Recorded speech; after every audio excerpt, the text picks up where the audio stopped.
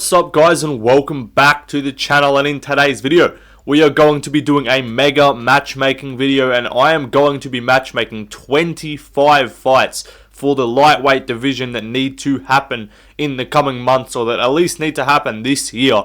Yeah, lightweight's just a bit of a mess right now. You know, there's multiple options in the title picture. No one really knows what's going on. There's rumors, just rumors. You know, everyone's fucking heard everything. Like, I could come to you and say Islam's fighting Gaethje per sources. I could come to you and say Islam's fighting Ilia per sources. I could say Oliveira per sources. And any of those could be fucking true. It's like just a toss-up, to be honest. So, no one knows what the fuck is going on. Lightweight's a mess. There's only one booked fight in the top 15, and if you extended the rankings to like the top 20 or 25, there's still only really one booked fight. Obviously, we had Gaethje and Fiziev, we had Turner and Bahamondes, we had Rufi and Green, but we've kind of hit that. We've hit a road of like a block of lightweight fights, and now we're just waiting for all these fights to come about.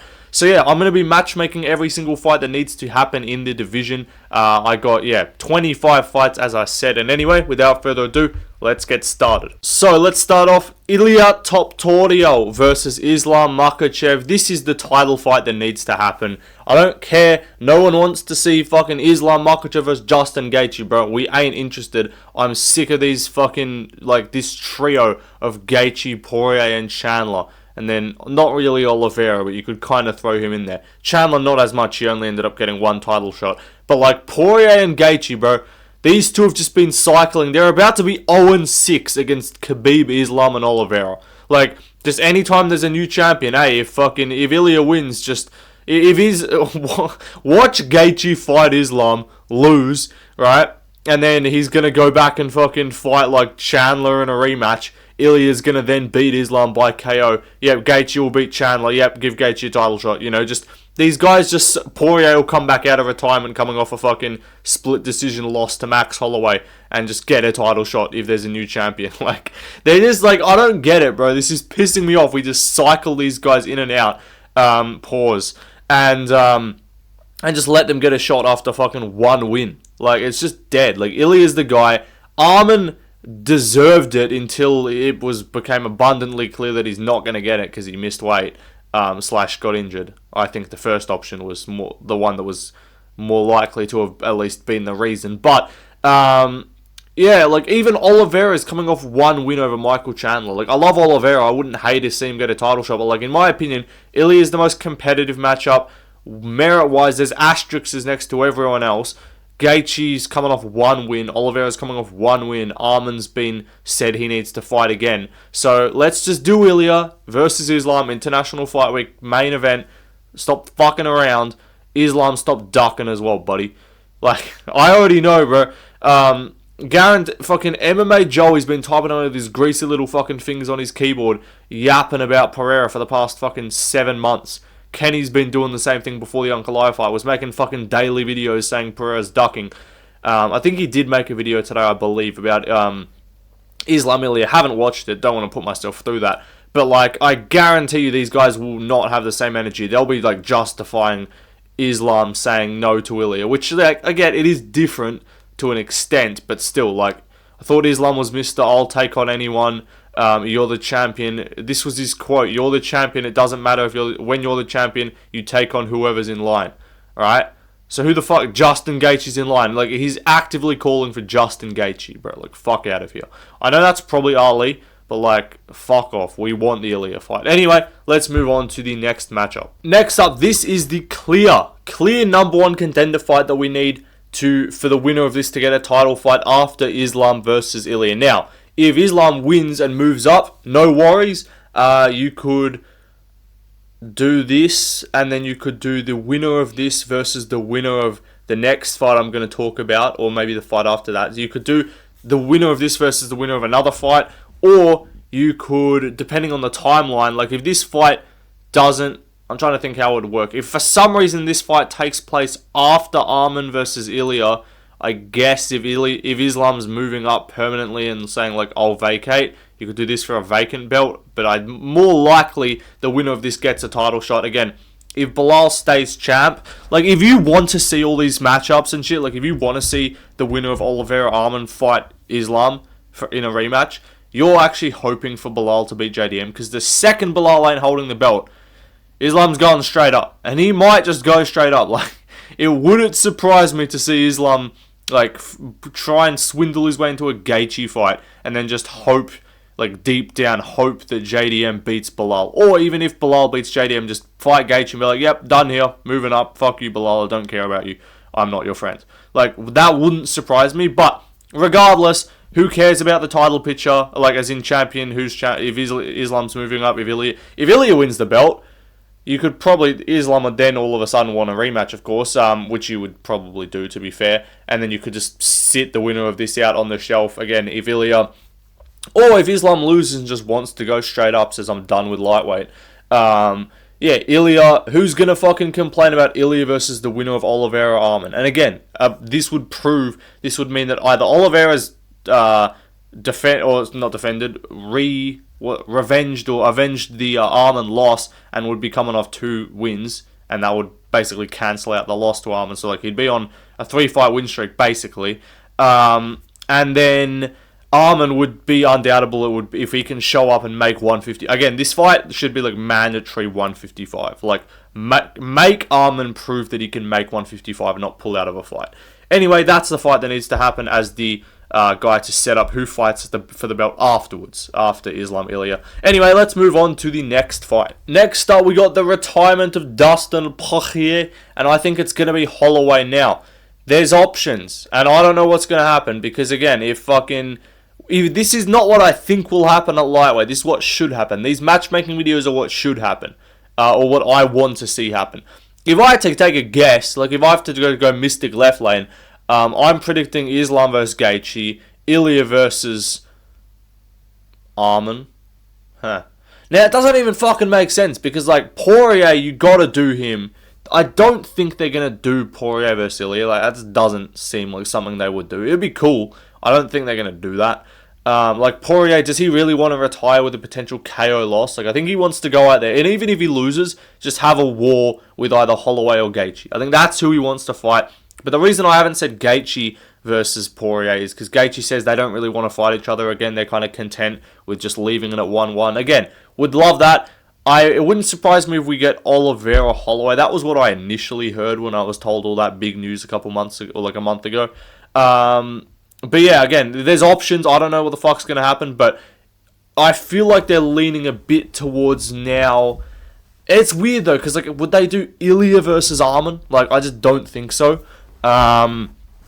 Would they do, like, it's really weird. Like, I think the way I've done it is the best way to avoid this confusion. Because, like, if you do Islam versus Gaethje, then what? You do Ilia versus who? Because then you do, I guess, Holloway Oliveira, or you could still do Holloway Poirier, do Ilia Oliveira, but then who the fuck does Arman fight? So I think the way I've sorted it out, like Arman Dan Hooker, I guess. I think, though, the way I've sorted it out is the best way to do it. Yeah, Poirier, Holloway. I know Poirier's up 2-0, but still, like, it was, first fight was, like, short notice, Holloway at lightweight. Rematch, both guys sick, BMF fight, and 5 rounds, fight night main event, or if they just do a pay-per-view, you could do co-main event, or even main event, honestly. No one would complain with a stacked undercard. So yeah, make this fight happen for Poirier's retirement in Louisiana. Anyway, let's move on to the next fight. Bro, I don't know what's going on. After UFC 313, I see so many people throwing around fucking Gaethje Poirier 3, or Gaethje Makhachev, or Gaethje Ilia, or like Gaethje this, Gaethje that, and I'm like, okay, cool fights, yeah, but like, were we not all absolutely fucking devastated and upset that we didn't get to see Dan Hooker versus Justin Gaethje? And everyone's like, oh, no one even cares about the Fiziev fight, dude is dead, bro. We wanted to see we want to see Hooker versus Gaethje. And now all of a sudden we're just doing, Dana's like, what's the question? Gaethje? Yep, title fight. How do you not give the kid a title fight coming off one fucking win? This kid's badass. Like, who doesn't want to see that fight? Like, these guys are talking about all these other matchups for Gaethje, and it's like, bruv, did you hear his post-fight interview? Like, his post-fight press conference interview. Like, he said he doesn't want to fucking fight Poirier. and they've already been looking for, like, Poirier's already been saying stuff in the works. So, taking a wild guess, if Poirier's saying stuff in the works, that's not, and this was before the Gaethje fight even happened. If you're saying in the works, I'm going to take a guess and say they're not in the working fucking Gaethje who's got a fight booked to then fight him afterwards. Like, I'm taking a crazy guess there. So, bro, just rebook Gaethje Hooker. Gaethje's coming off one fucking win.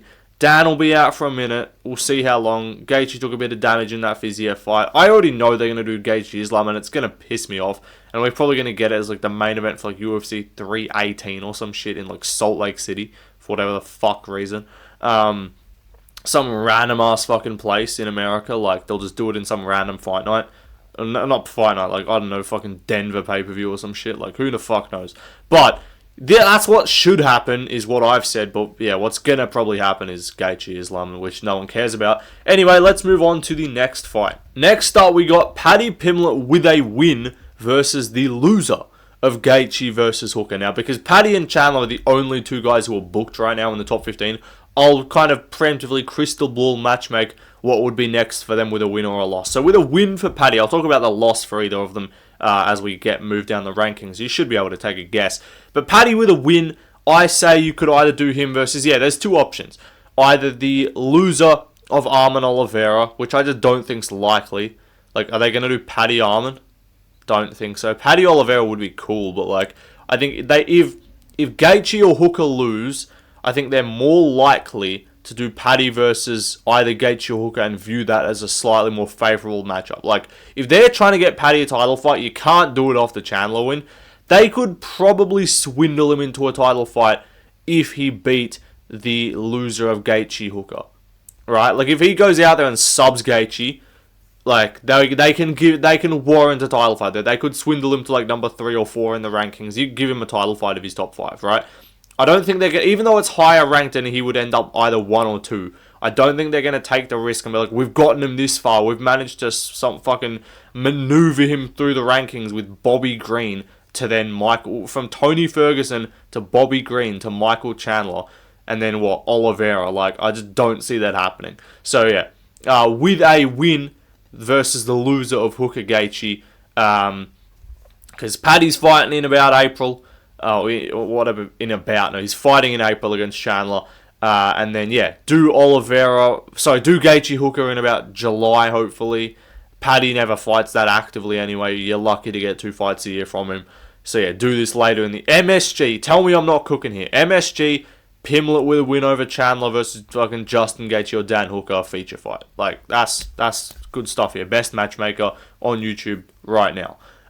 Anyway, let's move. There's going to be some people saying some dumb shit like, oh, fucking Paddy versus Ilia or some shit like that. Or I don't know. But Paddy versus Holloway. Like, what? Shut up. No. Anyway, let's move on to the next fight. Michael Chandler, if he wins, versus Max Holloway, win or lose against Dustin Poirier. I was going to say Max Holloway with a loss, but I don't think it matters. Like, Chandler, again, this would be incredible privilege. But also, like, Holloway's not ranked that high at lightweight. Like, he's like number 5. Chandler's somehow managed to swindle his way into staying at like number 7 despite not winning a fight since fucking 2022 in May. Like, bro, if he loses to Paddy Pimblett, or even if he wins, like, that'll be his first win in, no joke, like, just under 3 years. And they've got him like number 7, right? But if he does win, if he chins Paddy, goes out there and wins 5 rounds, decision, submission, finish, whatever, knockout, I think win or lose, because again, Holloway has been finished by Ilia in his last fight, right? So I was in favour of Holloway versus Oliveira at the start as like BMF fight, and that they might do that, maybe. But now I'm thinking about it, I'm like, I want Oliveira in a clear number 1 contender fight, because I don't think he deserves a title shot, but I want him fighting in a fight that will guarantee him a title shot with a win. And a Holloway fight would guarantee Oliveira a title shot with a win, but it shouldn't guarantee Holloway a title shot with a win. Especially if Ilia's champ, obviously, because there's just going to be no appetite to run that back. So, basically, all these fuckheads have fought each other. Holloway's fought Gaethje, Poirier, Oliveira, even though I want to see him fight Oliveira again. Gaethje and Chandler and Poirier have all fought each other. The one combo we haven't sort of dealt with is Chandler and Oliveira. All these combos have been dealt. We haven't dealt the Holloway Chandler combo. So yeah, with a Chandler win, especially if he like sleeps Paddy, right, goes out there, chins him brutally. Would it surprise me to see him get a title shot? No, because he's incredibly privileged and they want to put a spotlight on him because they have an agenda, obviously. They like what Chandler is doing politically, or whatever that situation is. But, yeah, him versus Max Holloway. Again, I don't like Chandler, but you can't deny this. Like, if he does win, he would deserve... not deserve, but, like, it would be reasonable, win or lose, for Holloway to say, winner... If Holloway wins against Poirier... in a hypothetical matchup, and Chandler wins against Pimblett, I could so see them saying, like, winner of this gets a title shot. Like, or, yeah, like that, they could set that up, especially if Ilia's not champ, because I don't think they want to run Ilia Max back. But yeah, like, if Islam, or if Oliveira, or if Arman's champ, yeah, let's do Holloway versus Chandler, winner gets the title shot. I could see that. Anyway, let's move on to the next fight. Next up, Mateusz Gamrot versus Ludovic Klein. Now, some people are going to, like, kind of raise their eyes at this one and be like, what are you talking about? I don't know, I just want to see this fight. Again, this ain't what's going to happen. But apparently, Klein posted recently and said, like, I said yes, UFC said yes, Gamrot said no. Gamrot also fucking said no to the Fiziev fight. So, I don't know what the fuck this guy's doing. Gamrot just doesn't want to fight anyone below him, apparently. Like, as Holloway said, I don't know who... Brother, himself. Like, I don't know who the fuck Gamrot wants to fight. Like, maybe he's trying to push for, like, a Moicano fight or something. Maybe. But, yeah, like, Klein deserves a ranked opponent, right? Like, I think he's probably going to end up getting dealt, like, Rebecca or, like, Dawson or some shit like that. Which I'd accept a Dawson fight. I think he could beat Dawson. Maybe. But... we'll see. I don't know. I just want to see this fight. It'd be cool. Or like Rebecca Ludovic Klein. I could see that. I just said that. Did I just... What the fuck? I lost my train of thought. But yeah. Ludovic Klein versus Mateusz Gamrot. I want to see this fight. It'll be cool. Klein deserves a ranked opponent. He's beaten Thiago Moises. He's beaten Ignacio Bahamondes. Like, give him a shot. Give him a crack. Let him get a fight. And I don't mind, like, number 8 versus unranked fighter. Like, it isn't that egregious. Like, Gamrot is not some, like, fucking well-known, established name where everyone's like, oh, how is this guy getting this privileged matchup? Like, no. No one really fucking cares about Gamrot. Like, you could book him against, like, Tom fucking Nolan and people wouldn't raise an eye. Like, anyway, let's move on to the next fight. Next up, Mauricio Rufy versus Beneil Dariush. I'm sorry, Benny. I'm sorry, brother. It's over for you. Your time is over. It's done. It's wraps. Pack it up. You're off to the GFL. You're off to a made-up promotion. You're off to go off to the money laundering scheme with the GFL, bro. I'm so upset about this. I'm slowly losing hope day by day that GFL hosts an event because I'm seeing all their fucking fighters just get booked for other shit, and I'm like, yeah, like Dylan Dennis is boxing KSI. I think. Someone confirm that for me. Jeremy Stevens just got fucking signed back to the UFC and fought in BKFC like a month ago. Like, Rebellis is fighting on fucking Karate Combat every other week. Yoel's doing some shit. Like, I don't know what the fuck's going on, but I'm losing hope for GFL day by day. But yeah, Benny, you're off to the GFL, kid. But no, Mauricio Rufy, again, some people say undeserved. Probably is. There's more deserving guys again. But like, I don't know. They're going to set him up. They're going to want to... Like, you're telling me that they wouldn't do this fight? Like, Rufy called for it. He's got a highlight reel KO on his record that they were just going to rinse, repeat on fucking promos right now. And Benny's coming off 2 KO losses. He has no leverage. He'll probably say, I'd prefer not to take it. And Dana will be like, listen to you fucking goofball. You're take the fights we offer you, kid. Like, and just show up. Like, that's what they're going to say. So, anyway, let's move on to the next fight. Let me tell you something. This motherfucker, Paddy Pimblett, easy money. I'm saying Renato Money Moicano can fight the loser of Paddy Pimblett versus Michael Chandler coming up in about 3 weeks' time. That's the fight that I want to see, or 4 weeks' time, I believe. That's the fight that should happen, in my opinion. Moik, again, maybe you rebook the Benny fight, but like the way it maps out, like if you change one of these things slightly, like I had to do some real critical thinking, and I still didn't end up with like perfect. Like I still was like, I don't really love this.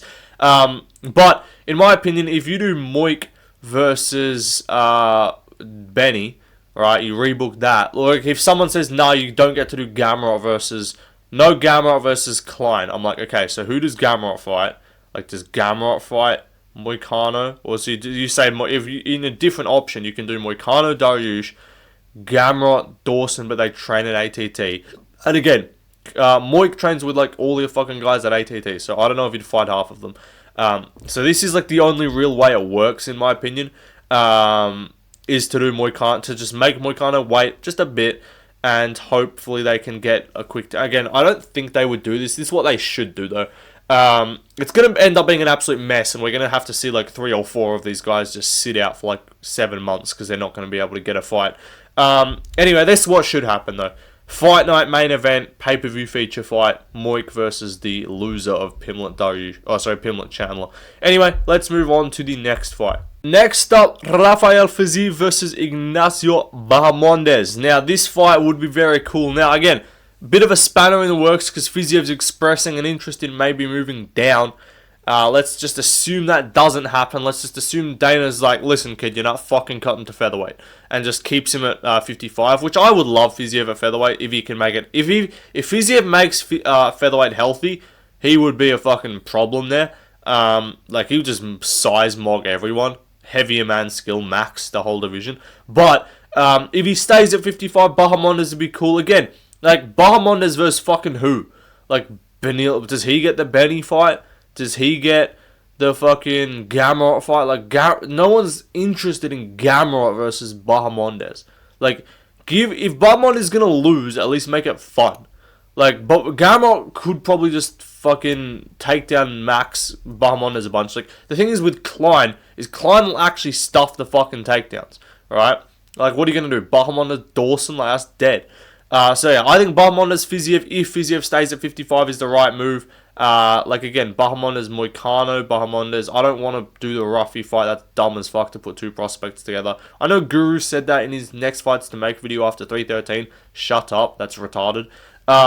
You build them both up separately. You need more prospects at lightweight. There's not that many of them that are like real. Like, there's long-term prospects that are coming in about a few years' time, or like that are like at least 4 fights away. But like, you've got these guys here now. You got Zam, you got Klein, you got Rufy, you got Bahamondes, you got Alvarez. Like, they need to all, don't make them all fight each other and you half the amount of fucking prospects you have. So anyway, let's move on to the next fight. Next up, we got a fight that was basically like announced, and then I've now heard since then that it might not be happening, but if it does, it should happen, right? Again, this fits into the way of how you should book lightweight. Because, like, you could do Jalen Turner, so you could do Joel Alvarez versus Fiziev, and then Bahamondes versus BSD, I guess. Like, you could just swap those two, but, like, you can't swap more than one, like, more than just a pair. Like, you can't do, like, a 3-way swap, because then it messes it up. But yeah, BSD, Benoit Saint-Denis versus Joel Alvarez. This fight should happen. If it does happen, it'll probably be on the Canada card. And yeah, sets Alvarez up again. BSD needs to take a step down. Benny needs to take a step down. Gamrot needs to take a step down. Like, there's these guys that need to take steps down, and that's what you do. You don't do the guys that need to take the step down versus the other guy that needs to take the step down. You make them all take a step down, and then you can go bang, bang, bang. You get 3 prospects all in the top 15. Then you're like, oh, we're laughing here. Look at this, like, 10 to 15 range of Mauricio Rufy, Joel Alvarez, Ignacio Bahamondes, Ludovic Klein. This is sick, right? Anyway, let's move on to the next fight. Next up, we got Grant Dawson, Mateusz Rambecki. Now, Grant Dawson arguably does deserve, like, a jump up. Like, he should probably... But again, ATT, you're doing yourself no favors. Like, if he's okay with fighting Gamrot, cool. I don't know if he is, though. Like, I think they're relatively close training partners. I don't care about Gamrot versus... Dawson versus Benny. I don't care about Dawson. Dawson not finding Moik. I'm not trying to do Dawson versus, like, BSD or something. That's just mid. So, yeah, Dawson versus Rambecki. It's the closest thing I could think of. You could do a Dawson versus Zam, too. I wouldn't hate that. But Zam said he doesn't want to fight in the rankings yet. He said he wants one more fight to fix the issues that he thought he had in his last fight against Mike Davis. So, I like that from Zam. And that's why I haven't given him a top 15 guy, because I'm respecting his wishes, you know. But... Rambecki, Dawson, again, mainly because I kind of want Dawson to... I just want Dawson to lose, and I think Rambecki's style of heavy takedown defense and good and just power on the feet early would be enough to probably finish Dawson in round 1, or he would just get grapple fucked. But this fight would be sick. It might not be sick. Like, again, it could be a Dawson lay and pray, but Dawson ain't doing himself any favors. Like, I know he's like 10-1 in the UFC or some shit, like 10-2 in the UFC. I think he's 10-1 with the one loss being a fluke to Bobby Green, but his wins aren't fun. Like, Demir fight was dead as fuck. That was before the Bobby Green one, and then since then, Joe Solecki was dead. Okay, the Rafa Garcia fight was good. You finished fucking about number 62 ranked Rafa Garcia. And then you went to a mid-decision with Diego Ferreira where it was just like, it was cool, like, whatever, right? You just strength maxed this unk who couldn't get up from your takedowns. Anyway, book this fight. Let's move on to the next one. Next up, Zam, as I mentioned, versus the previously mentioned Diego Ferreira. I think this is a good, like, again, would I normally do this? No. Does Zam deserve, like, a top 15 guy, like a Fiziev or something? Yes. He doesn't want the fight, though. Not because he's ducking him, he's saying or any of those guys, I'm sure he would fight them if they offered, but like, he said his preference is to fight one more time outside the rankings, a little bit less stress, and just fix those holes from the Davis fight, which I didn't see many. Like, I thought he looked good against Mike Davis. I think Mike Davis would still probably give a lot of problems to these 10 to 25 ranked guys, right? But Zam versus Diego Ferreira. Ferreira's old. Zam would probably win. Probably a good way to test his skills ever, test the striking a little bit, test the grappling, test the jiu-jitsu, all that. And yeah, if he can deal with Diego Ferreira quickly, or deal with him like comfortably, not even quickly, just win pretty clear, that'd be a great sign for him. That'd indicate that he's ready for prime time, ready to fight the Fizievs or the Gamrots or the Dariushes of the division, right? I think he would already beat Dariush now if he fought him, but in terms of like that level, right? Anyway, let's move on to the next fight. We're going to speed through all these unranked fights. So we got Nazat Haqparast versus Matt Frevola. Again, Frevola come on for a bunch of damage. Haqparast needs to recover after that Ribovic fight. This should be sick. You're telling me you ain't seen it? I'd be surprised if this hasn't happened. I don't think it has. But like, you're telling me you see this fight as like the featured prelim of a pay-per-view? Or like a feature fight on like a arena fight night, and you ain't hyped. Like, this just would be, this is a banger. Like, it's just a sick fight. Again, Haqparast is putting in work, but your last two fights were arguably robberies, so I just can't give you too much of a jump up. Like, if he'd whooped Ribovic and finished him in the first, I'd be like, sick. Give him fucking Fiziev. But like, he hasn't. He's looking mid. He's winning close fights. So yeah, Frevola I think is a good one. Anyway, let's move on to the next fight. Next up, certified unk matchup. I ain't the first one to suggest this, but King. Why did I call him King? Bobby Green. I'm just reading his official name on the UFC, like on my thing right now. Bobby Green versus Michael Johnson. Just some unk fight, some cookout matchup right here. These two are going to be just going back and forth. You know, Bobby Green would just, like, this would be a recorded podcast in the octagon. MJ doesn't talk too much, but like, MJ would probably slump him out cold at this point, let's be real. Anyway, let's move on to the next fight. Hey, boy. Drew Dober versus the winner. Enough said. Next up, Chase Hooper, Jared Gordon. If Hooper beats Jim Miller, we can just run him on that Charles Oliveira title reign. Bedtime's hailing this dude as the next Oliveira, so let's just give him all the fucking guys that Oliveira beat on his way up. You know, he beat Jim Miller, he beat Clay Guida, he beat Jim Miller, he beat Jared Gordon. I think Jared Gordon was after Jim Miller, I think. So you can run the exact fucking order. You know, bring Nick Lentz back. No, but like, let's bring Kevin Lee back out the GFL. Clearly they don't fucking actually care about their athletes if they're signed. So yeah, let's run the Oliveira title reign and do Jared Gordon next. It wouldn't be doing Gordon overly hard because I do I do feel bad for him because like he's kind of got hosed in his last like fight or two. He's had a lot of moments in his career where it could have gone way better for him. Anyway, let's move on to the next fight. Alright, speedrun. I'm yapping too much. Nazim Sadikov, Thiago Moises, sick fight. Let's go. Rebook Elvis, Brenner Esteban, and Ribovic because I need that fight in my veins. Let's go with Guram with a win this weekend against Demir. Weasel would fucking have an erection over this one. Let's go Tom Nolan versus Daniel Zellhuber, just two lanky boys. We'll go with Terrence McKinney and Alexander Hernandez. Just someone's going to get finished. That'd be cooked. Let's go with Mike Davis versus Jordan Vucenic with a win here. That'd just be a high-level, very fun fight. We got Yanal Ashmuz, the Jew-Israeli, or just Israeli in general, versus the Palestinian Abdul Karim El-Salwadi. Enough said. And my finest work that I've ever done, Anshul Jubilee, versus Muhammad Yahya, quite literally to crown the worst fighter ever in the UFC's lightweight division. This would just be an atrocious quality fight. I'd actually struggle to find out who's worse. But anyway, that will do it, guys. I hope you enjoyed. Like, subscribe, all that shit. Drop some video ideas in the comments. And without further ado, did you enjoy the matchmaking? What would you do? And yeah.